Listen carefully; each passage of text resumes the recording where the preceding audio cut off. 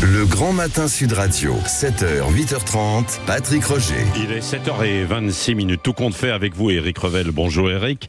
Bonjour Patrick, bonjour à tous. Oui, aux retraités. Plusieurs milliers ont vu une hausse de 10% de leur pension avec la fin du malus en ce moment-là. Expliquez-nous de quoi il s'agit. Oui, plusieurs centaines de milliers, même quelques 700 000 retraités du secteur privé sont concernés. Ils l'ont remarqué sans doute depuis hier sur leur compte bancaire. Ils ont fait plus 10% sur le montant de leur retraite privée parce que c'est la fin d'un malus. Un malus qui avait été instauré en 2019 et qui avait pour but tout simplement d'inciter les salariés futurs retraités à travailler un an de plus. S'ils remplissaient les conditions légales pour ne pas être frappés de ce malus. Ce malus a disparu, plus 10% sur le niveau des retraites, c'est un gain moyen de pension de 60 € par mois, mais qui s'ajoute à la revalorisation de près de 5% des retraites en fin d'année dernière. Les retraités sont très très bien traités, si j'ose dire, par ce gouvernement. Oui, c'est ça. Alors c'est quelque sorte 10% de cadeaux aux retraités, ça va coûter évidemment aux caisses des retraites complémentaires du secteur privé, l'Agirc Arrco bien sûr, même si il y a c'est ça. Ça a été... Oui, ça a été calculé. Alors la fin du malus, ça coûtera 500 millions d'euros annuels au régime complémentaire de retraite du privé.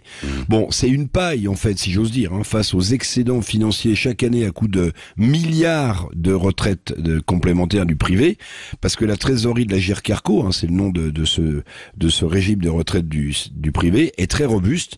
Puis je rappelle que les retraités, si vous n'avez pas été prévenus, si vous nous écoutez, en fait vous avez reçu ou un mail ou sur votre espace personnel retraite, on vous a signalé que ce malus disparaissait de 10%, et donc vous avez été crédité. Alors attention, il y a des petits malins qui réclament, j'ai vu sur les réseaux sociaux, il n'y a pas d'effet rétroactif pour les mois précédents, c'est à partir du 1er avril, donc crédité le 2 avril sur les comptes bancaires des retraités. Oui, alors cette richesse du secteur du privé, des retraites, intéresse évidemment de plus en plus l'État, dont les caisses sont vides, et c'est vrai que la réforme des retraites profite à la trésorerie de l'Agirc Arrco.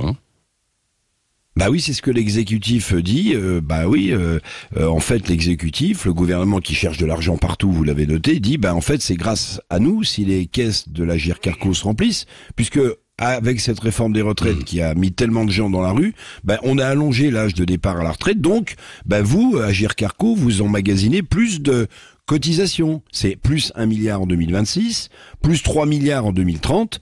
L'Agirc Arrco est très très riche, c'est pour ça que ça intéresse l'État. Je vous rappelle que sa trésorerie, écoutez bien Patrick, est de 69 milliards d'euros à la fin décembre. Cette richesse intéresse l'État, mais évidemment les partenaires sociaux, MEDEF en tête, disent à l'État, ne touche pas au Grisby.